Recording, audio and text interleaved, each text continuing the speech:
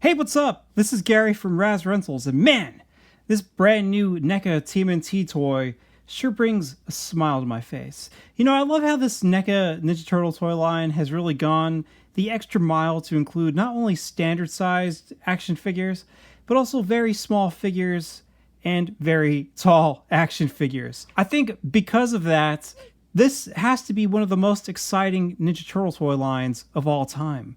It's just filled with so many shapes and sizes and different characters to make your toy shelf look as dynamic as possible. This dude is not the tallest, but he may just be the bulkiest action figure we've seen in this line so far. So, what am I talking about? Well, I'm talking about the mutated version of Napoleon Bonafrog from the episode Napoleon Bonafrog Colossus of the Swamps. Now, check this dude out. He's massive. Now, it's kind of hard to tell because you're only seeing it by itself, but I assure you. You put Raphael next to him, and he's a beast. Now, this dude was $54.99, so he was almost $20 more than a regular deluxe action figure for this series, and he is the same price as the 2-packs, because Bugman and Electro Zapper cost $54.99. Napoleon comes packaged in NECA's standard TMNT Fred Wolf Deluxe packaging. Basically, the design is inspired by the early Turtle VHS tapes. And it's perfect because of that. You know, I love those old tapes. I love the artwork on them. And now I love these brand new NECA boxes. They look really cool. Love the font down here. That looks good. Colossus of the Swamps. Just like the episode name. That's perfect. This is volume 10 in this deluxe series. And the cover is just fantastic. This was all done by Dan Elson. The shading is really good on all the characters. I love how the small Napoleon has like a slight glow over his whole body, and you could kind of make out that he is turning into this gigantic beast. It really reminds me of The Incredible Hulk #1. Got the same kind of thing going on there. I love, what I really do like is the background too. I think that's really cool. I like how the brush or whatever is done back there, the leaves and all that kind of stuff. Bebop and Rocksteady are dressed here in their tourist clothes from that episode, and you know that NECA will eventually try to put these guys out, right? And I will pick them up, definitely. Bebop's hat kind of reminds me of Lilliput from the Darkwing Duck episode, Getting Antsy. Just when I look at that and I see those crazy eyes and the duck bill, I think of him. The bookend here is designed again after those old VHS bookends. It's got the volume 10 down at the bottom. This thing is gigantic. This is a huge friggin' box. On the back here, there's lots of cool stuff. First, you have another wonderful scene painted by Dan Elson. Now, this little guy up here, he's both hilarious and creepy. Like, ew, like if you saw that thing flying around in the Florida swamps, you'd be pretty grossed out. And that guy appears again in the Napoleon Bonafrog Colossus of the Swamps episode. After Rocksteady uses the mutagen detector to find the mutagen pool that mutated the punk frogs in Florida, he flicks a poor innocent caterpillar into the gunk and outflies this half butterfly, half rhinoceros monstrosity. Somebody needs to kill this thing before it reproduces. Disgusting. On the top left, there's a description for Napoleon. It says, Napoleon Bonafrog, Floridian, amphibian, punk, searching for a way to tap into the hidden hunger that all frogs have. Then, an accidental overdose from the Mutashooter alters his body chemistry. And now, when Napoleon Bonafrog gets hopping mad, a terrible transformation occurs. The mutant is driven by aggravation. Pursued by an arch-villain, the mutant is wanted to push a war machine out of the Arctic snow. However, the Ninja Turtles know Napoleon Bonafrog to be a friend, and Donatello knows to save that friendship, he must find a way to reverse the monstrous metamorphosis. Only then will Napoleon Bonafrog be able to quell the belligerent Batrician, I don't know, inside him. I feel like some of those sentences were a little weird. Maybe it's just me. Remember, I went to art school. I did not study English. The action shots on the back are nice, but, not too dynamic. The most exciting one is the one down the bottom right, partially because Napoleon is attacking Genghis, and also because Genghis is sporting one of the brand new Punk Frog heads included in this box. Now, I know that this is a shameless plug, but consider this part 3 of my Punk Frog reviews. In part 1, I discussed Genghis and Rasputin, and in part 2, I discussed Napoleon and Attila. Throughout those reviews, I discussed all of their cartoon appearances, and also discussed which Punk Frog does the least and is kind of worthless. I hate to say it, but one of the Punk Frogs does nothing pretty much throughout the whole series. So if you move back to the front here, and you look on the bottom, it says Director Randy Falk, Trevor Zametz, Sculpt and Fabrication Brody Perkins, May Them Tirana, Paint Jeff Trapp, Mike Puzo, Prototypes Roger Fernandez, Photography Stephen Mazurk, Packaging Travis Hasback, and Illustrations Daniel Elson. Down at the bottom it says Nickelodeon, Teenage Mutant Ninja Turtles, and then, NECA Real Toys and some other stuff. Accessories include heads, hands, Mutashooter, bonus Napoleon head, bonus Genghis head. Very nice. No Attila or Rasputin heads? Come on. So, as I said, I cannot wait to open this dude up. Just looking at him makes me want to have him smash the Ninja Turtles or the Shredder, whichever side he is currently working for. And that's it. I'm done wasting time. It's time for me to open this guy up, move him around, check the joints, and I will get back to you in a second. So here he is, free from his prison of cardboard and plastic, and ready to feel mighty weird as he accepts rides from strangers. Don't worry, that'll make sense in a little bit. This dude looks amazing, what an absolutely massive action figure. He feels really heavy, and that's great because, you don't want your massive figure to be made out of cheap plastics. You want him to feel sturdy and durable. However, there is one point on this guy that has a problem, all right? The torso, and I'm going to show you that later when I get to articulation. He doesn't have much in the accessory department here, You got the cool Mutashooter. That's a great accessory. And then, of course, you have these amazing heads. Like, I love this extra Napoleon face right here. Even this one, this giant head that goes with this guy looks cool. That's kind of like the like Ninja Turtle fans kind of head. And this Genghis frog right here, I love that. It's so expressive. I cannot wait to put that on my Genghis frog. So I got a lot to cover in this video. As I said, I'm going to compare the value of this guy to some of, from the Marvel Legends line. I'm going to compare him to a lot of the larger figures in this Fred Wolf series. And, of course, go over cartoon accuracy and all that kind of stuff. But first, before I do all that, I have to talk about Napoleon's one episode appearance as a mighty Colossus. The Colossus version of Napoleon appeared in the Season 5 episode Napoleon Bonafrog Colossus of the Swamps. Now, I would have loved for him to battle the Shredder in more episodes or just pop up every now and then, but unfortunately, it wasn't meant to be. This was it. Now, I find it fascinating that they decided to turn Napoleon into this giant monster because, in my view, this was their way of including an episode to explain why the 1990 Napoleon Bonafrog toy looks so radically different from the Punk Frogs in the show and also from Genghis Frog in that toy line. Either that or they just wanted to promote that toy. Obviously, the design is completely different. Maybe the people at Fred Wolf thought, I don't know, he didn't look cartoony enough or something like that. Maybe they thought it would have been too difficult to animate. I don't know.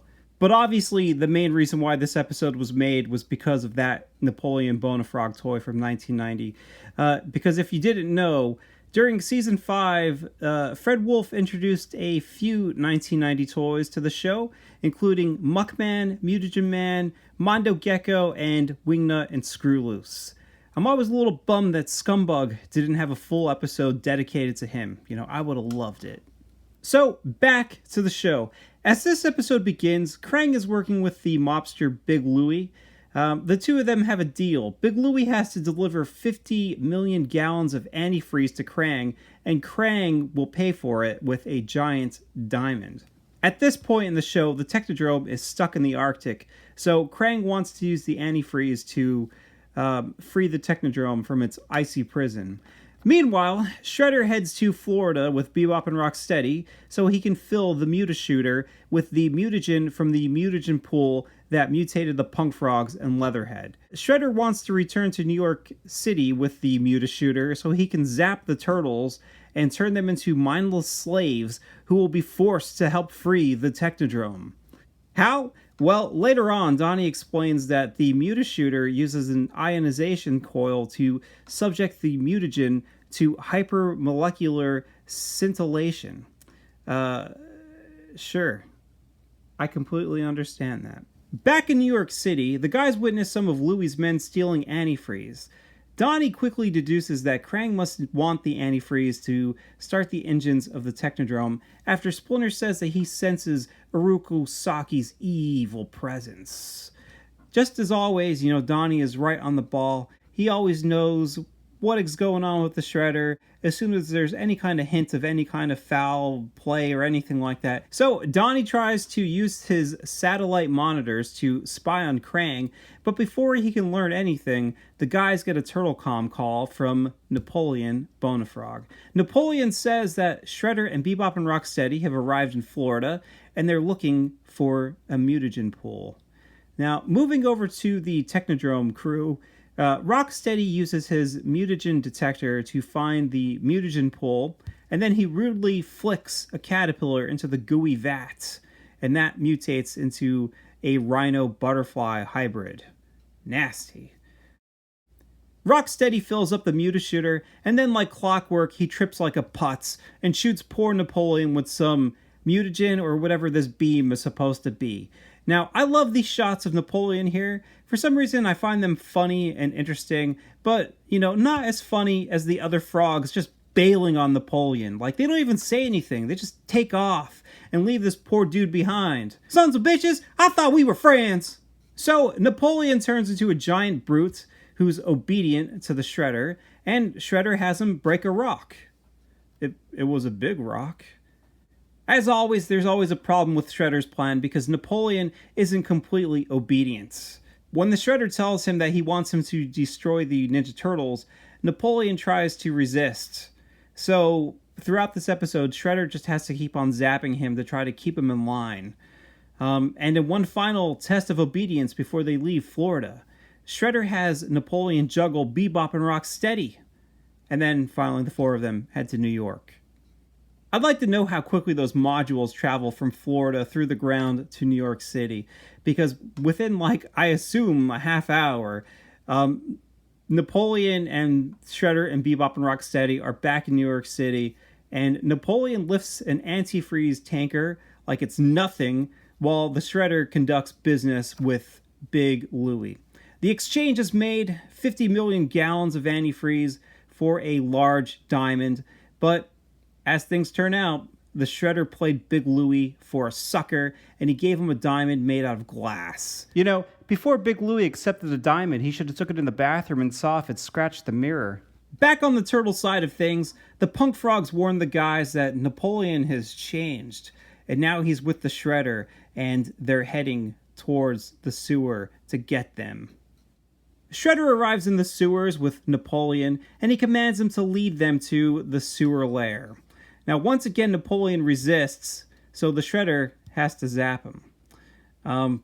While this is taking place, the Turtles actually track them down, The Turtles are playing defense. They don't want Shredder coming anywhere near their sewer lair. The Shredder tells Napoleon to destroy the Turtles, but again, the Mutashooter effect wears off, and Napoleon resists. And then Shredder has to zap him again. Jeez. This Mutashooter just sucks.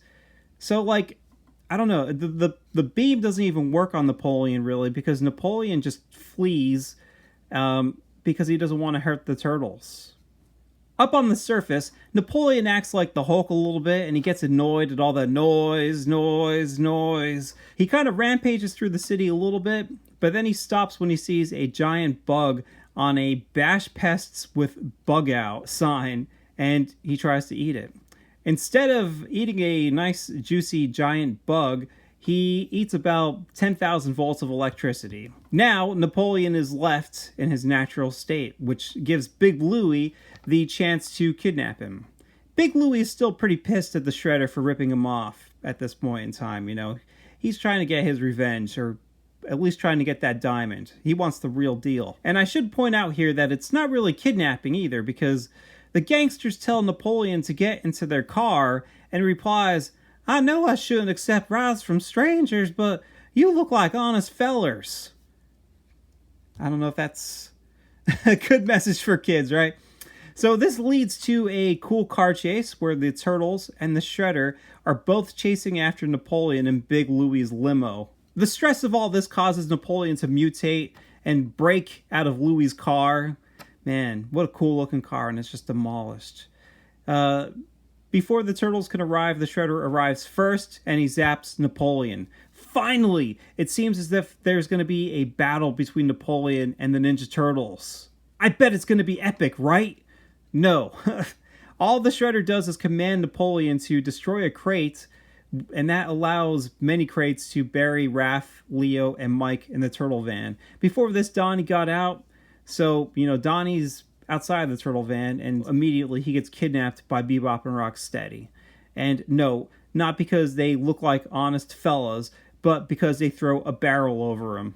Now, Shredder could have just zapped Donnie here with the Mutashooter, but then the animators would probably have had to been paid to create a new model sheet or something like that. So instead, he admits that the Mutashooter is worthless because the effect keeps wearing off of Napoleon. At this moment, Napoleon turns back to normal, right? So you think like, oh, you know, maybe that's it for the Mutashooter. But no, Shredder zaps him with the Mutashooter.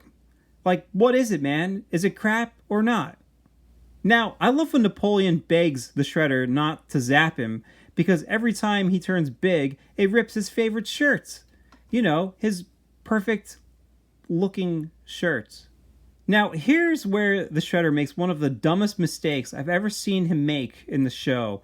He decides to give the Mutashooter to Donnie, and he tells him to make the effects permanent. He threatens Donnie that if he doesn't fix it, he's going to send some heat-seeking missiles after Leo, Mikey, and Raph. But, like, that's just stupid, you know? That's like Dracula handing Van Helsing a hammer and a stick and being like, "Can you please hammer this stake in the ground? I do it, but I'm going to go take a nap." Yeah, my coffin's the big one. Like, you don't hand your enemy some powerful weapon.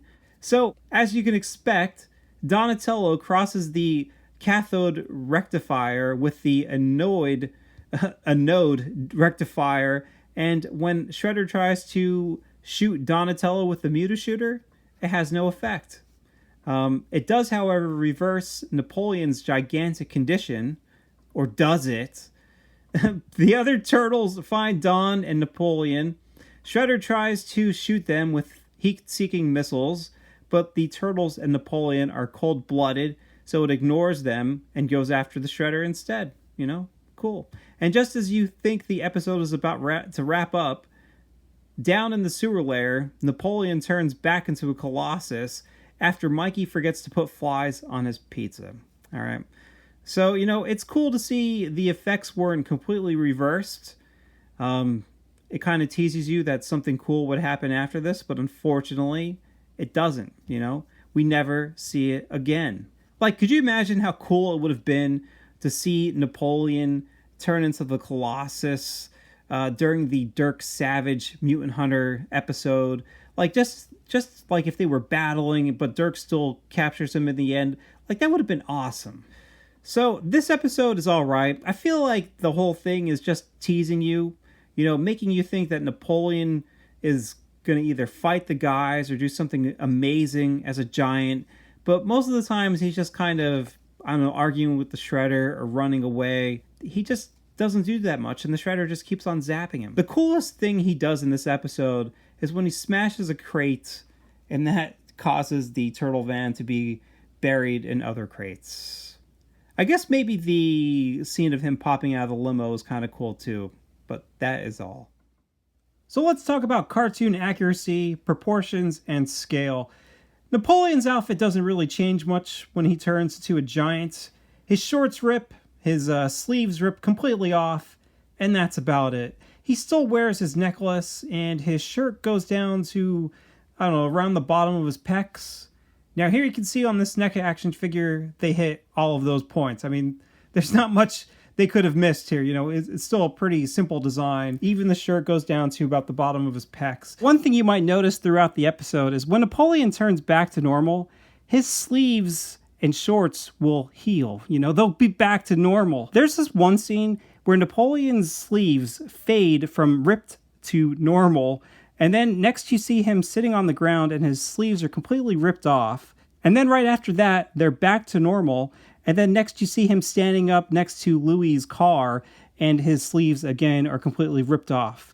And then it finishes with him being, you know, in Louis's car and they're back to normal. Now, one thing I wanted to mention is all the colors on this Colossus Napoleon match the regular Napoleon. Now, I know that might not seem like that big of a deal, but I mean, this guy came out like a year or two ago and they matched all the colors perfectly. You know, even sometimes you'll get like an action figure with an alternate head or something like that, and the colors will be a little off, or like maybe even like a forearm won't match the bicep or something strange like that. So it's cool that there is some consistency here. I would say maybe the medallion is a little bit of a different color, but it's close enough. You know, I think the biggest points are like the shorts, the shirt, and just his skin tone in general.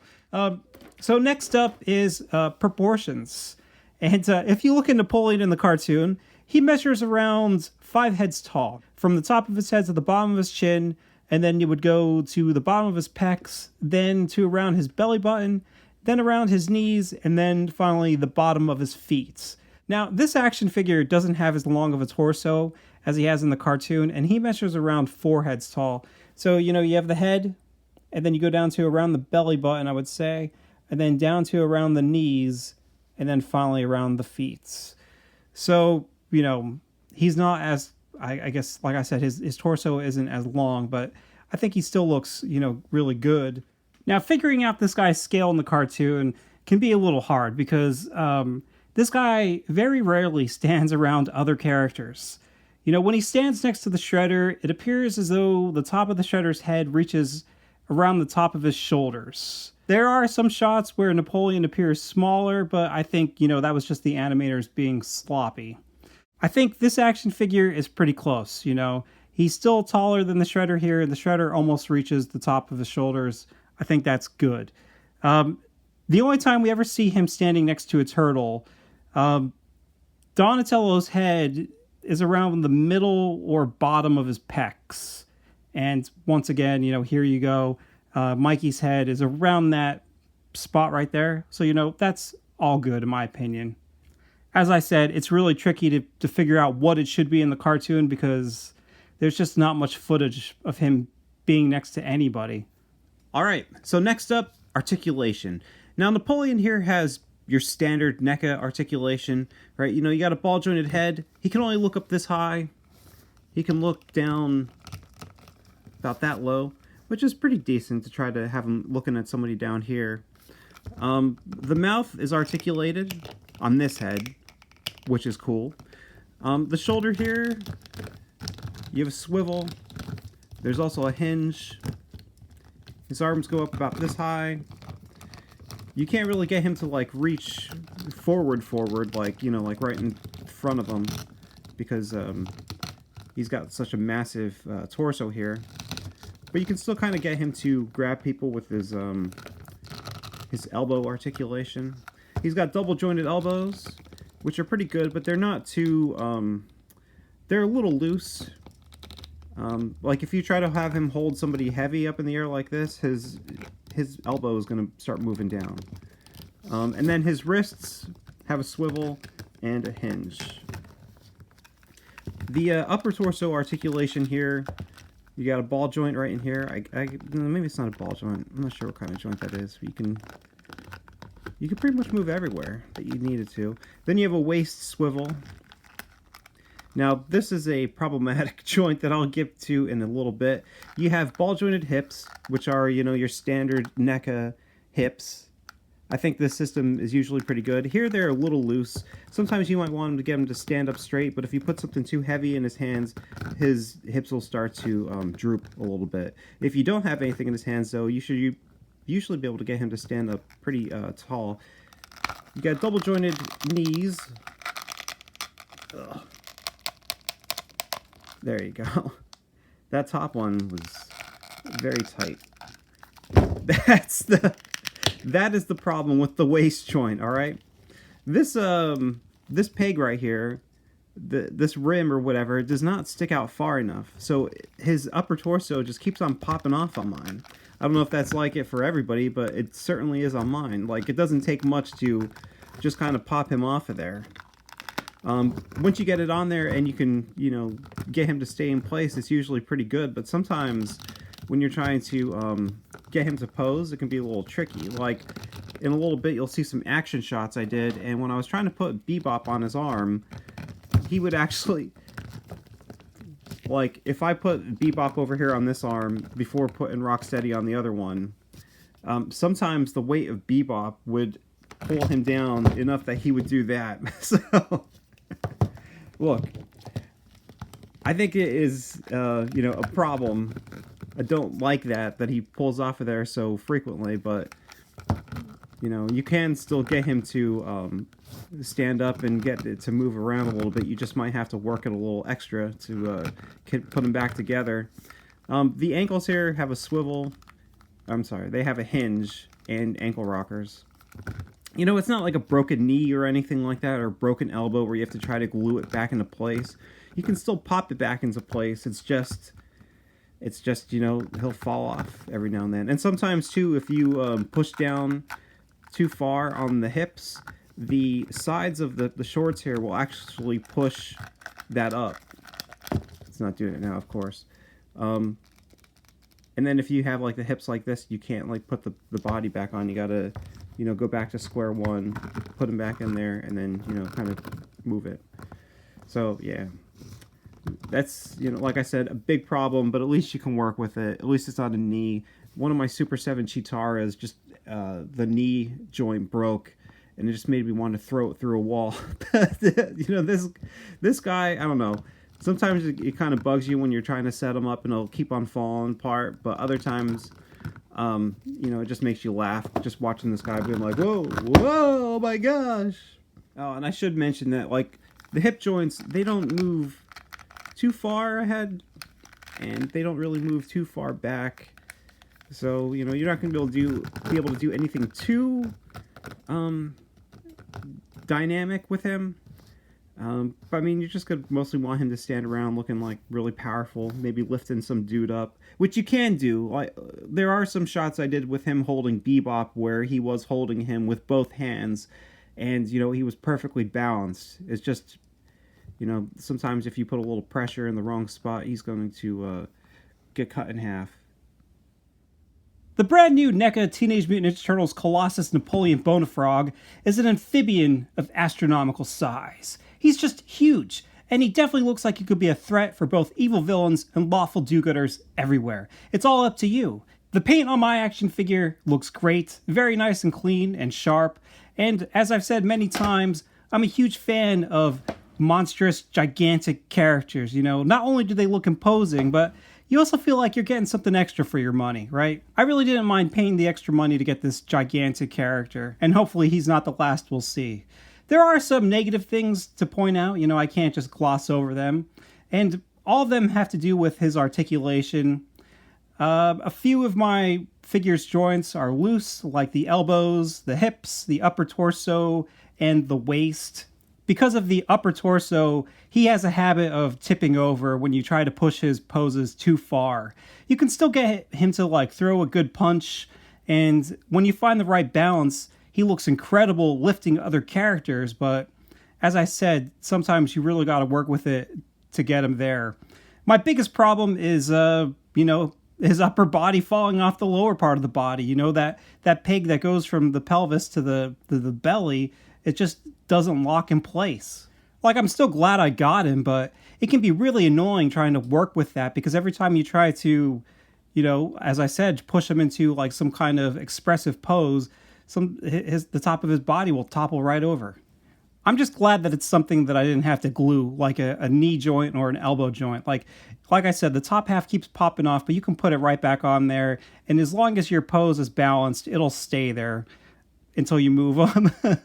One thing I'll talk about more when I get to accessories, but I think definitely needs to be pointed out here, is I love the extra heads.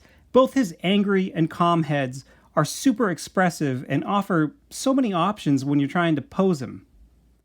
So let's talk about accessories. And first up you have the Mutashooter. The Mutashooter showed up in the Napoleon Bonafrog Colossus of the Swamps episode. In that episode, Rocksteady fills it with mutagen from the mutagen pool down in the Florida swamps, the same mutagen pool that mutated the punk frogs and Leatherhead. He wants to fill the Mutashooter so that he can shoot the Ninja Turtles with either a ray or a energized mutagen. I can't really tell.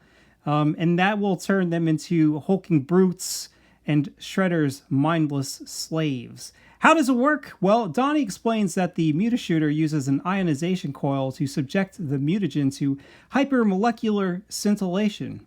Get it? Now, before Rocksteady gets a chance to use it on any of the guys, he accidentally trips and blasts poor unsuspecting Napoleon Bonafrog. Napoleon turns into a giant beast, but the Mutashooter's effects are weak and they keep wearing off. So the Shredder keeps on having to zap him throughout the episode over and over and over again. Eventually, Donatello gets his hands on the Mutashooter and he rewires it to reverse its effect on Napoleon, but as with everything Donatello does, that doesn't really go according to plan either. Napoleon still turns into the giant by the end of the episode. And then after that, it disappears from the series entirely. So the Mutashooter has a very cool design, even though I think it is a little weird. All right. You put your thumb in this little hole right here, and then you reach down here with your finger, and that's where the trigger lies, right? Then you would grip it up here and put your thumb in there, I guess. I don't know. Throughout the series, throughout the episode, that whole piece in the back, changes from shot to shot. It's not very consistent. It almost looks like it was too complicated to animate it. And you're like, yeah, it's a cool design, but, if nobody can understand how to turn it in 3D space, like, should you really have it? Should you really make it look like that? This shot right here probably has the closest looking handle design, but yeah, if you look at the toy, even that, it's still different. One of the biggest changes is always these holes down here around the like this bottle area. Now, the things that are usually consistent are the nozzle right here, this little piece right here, and then this tank back here. They usually keep those the same shape, so that's good. But everything else changes. Most of the times, if you look at this thing in the cartoon, you'll see, like right here, that's the door that you can open it up to get to the control panel. Donatello opens up that whenever he's rewiring it. Most of the times in the cartoon, it looks as though there's a handle on the door. And then right here, you can see that there is indeed like a little tiny rectangular handle looking bit right there. I like how the tank here, it's obviously made out of see-through plastic. The piece in here, though, the actual mutagen, it's a very nice green color. Now, it is like a hollow piece of plastic. I think maybe it would have been a little cooler if it would have been solid, because you do notice that it is hollow. But, I don't know. It's still very cool looking. Now, there is one piece that NECA has forgotten to include on this thing, despite it being in pretty much all of the shots, except for a few of them. And that's back here. This little nub right there. If you look at that in the cartoon, there's actually a red plunger there. And Rocksteady uses that plunger to suck up the mutagen from the mutagen pool into the tank. Now, they probably could have included that on this figure, even just if it was like another piece that's connected to this, just kind of stuck out a little bit and was painted red, it would have been cool. It also would have broken up a lot of the silver, like the green looks good here. It would have been nice maybe to have that little extra flare of red right there. It's still a very interesting design that looks cool.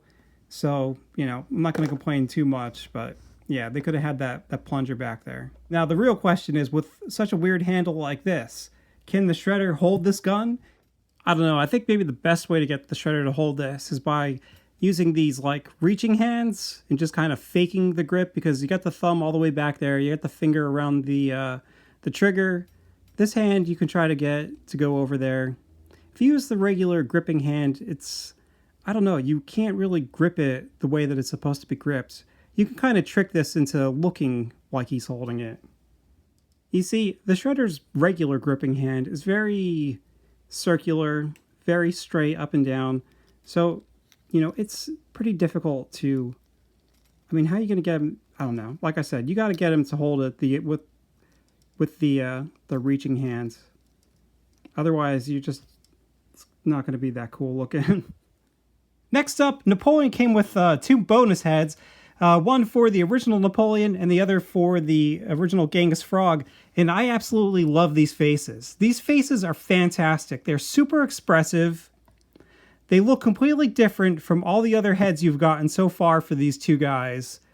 And, you know, they just really stand out. Like, you know, you already have a smiling and an angry face for Napoleon. Just putting this, like, anxious head or this worrying face on him is just perfect. Like, if you looked at my action shots a little bit ago, like when I was pretending that he was going to get blown up by the bomb and everything like that, you put this face on his body, and it was just making me laugh my ass off when I was like, because it just conveys so much emotion. It looks so good.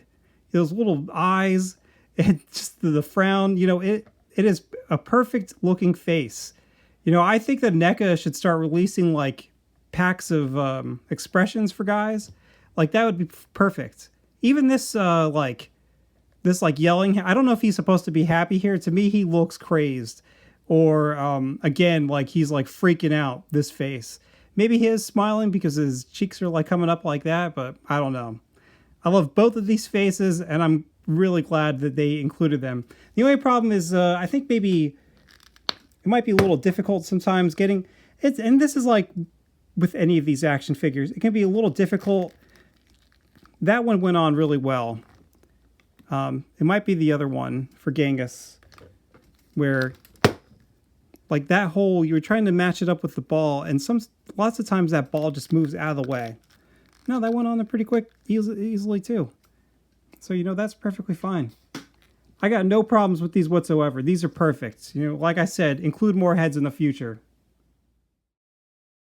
Napoleon comes with 1 extra head, and let me tell you, I absolutely love this head. I think this expression is hilarious.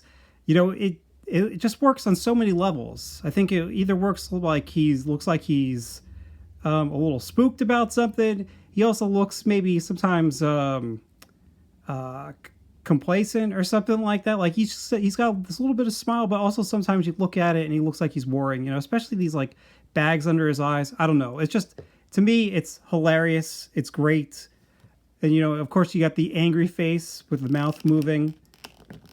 So I think it's really awesome that NECA included this, because lots of times you get alternate heads and stuff like that, and they don't really do much. You know, sometimes you'll have just like a blank face, and then the other one will be like a sneer or like a smile or something like that. You know, you can't really do too much differently with both of them. They're sort of similar, I think, a lot of times with alternate heads. Here you have completely different emotions, and both of them are great and work on different levels. The only problem I have is, like, first of all, both of my heads have little smudges of white paint right here. You know, I think that got there from the necklace. This one has that there too, but I don't know if maybe I did that when I put the head on. There's one over here too. I don't know. But, you know, you remove this head, and this ball is actually smaller than the balls on the original Punk Frogs.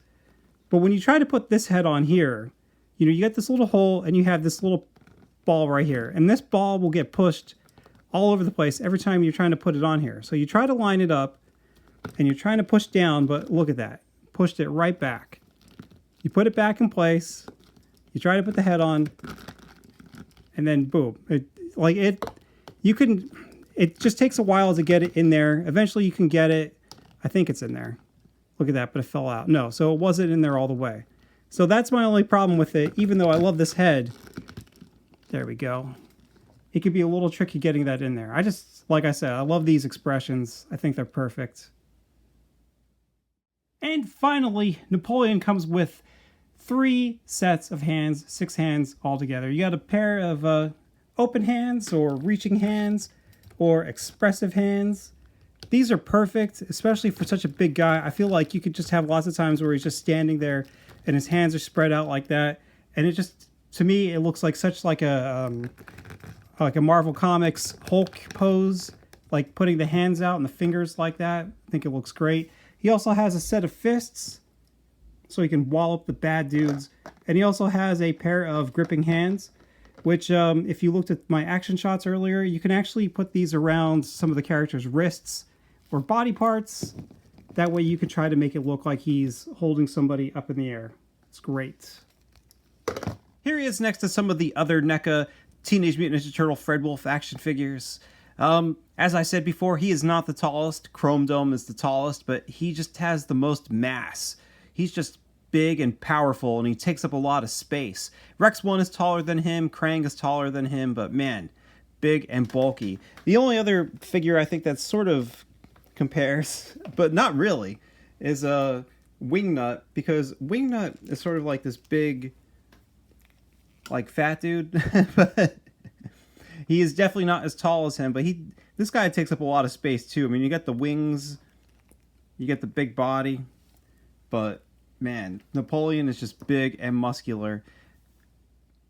Here's Napoleon next to a few of NECA's Mirage Ninja Turtle action figures. Obviously he doesn't really fit in with them. Napoleon isn't even from the comic books or anything like that, but, if you wanted to know what he would look like next to these guys, well, here you go. Here he is next to some of NECA's movie Ninja Turtle action figures, just in case you were wondering how he scales with them. Here's the brand new Colossus Napoleon next to a bunch of Super 7 Ultimates figures. He fits right in with these guys size-wise. Obviously his details are very simple because he's based off the animation, but I mean, come on, he's a little bit taller than Bebop here, and I don't know, he looks cool next to that Donatello. Here he is next to a bunch of old original Playmates action figures, and why the hell not? Here's Genghis next to him too. Here he is next to some of Playmates' newer Ninja Turtle toys, these classic toys that I think they're still gonna continue with this line. We'll see. And that's it. I can't believe it, but this is the first 2023 NECA Teenage Mutant Ninja Turtles Fred Wolf action figure review I've done all year. I've talked about the portable portal generator, which is different because it's like an accessory, and I talked about a bunch of 2022 figures, but yeah, this is the first 2023 figure. And hopefully not the last, and hopefully I'll be able to get some of these finished because they are piling up in my house. These 2023 2-packs, not to mention Rex 1. But don't worry, I've started a few of them, so hopefully, things are in motion, and hopefully they'll be done as soon as possible. I apologize for always taking so long to put out my reviews, and, thank you so much for always coming back to check them out. It's nice to know that, when I'm not making reviews, people ask me, when are you coming back? When are you going to make some more reviews, So, thanks for watching, have a good one, and see you later.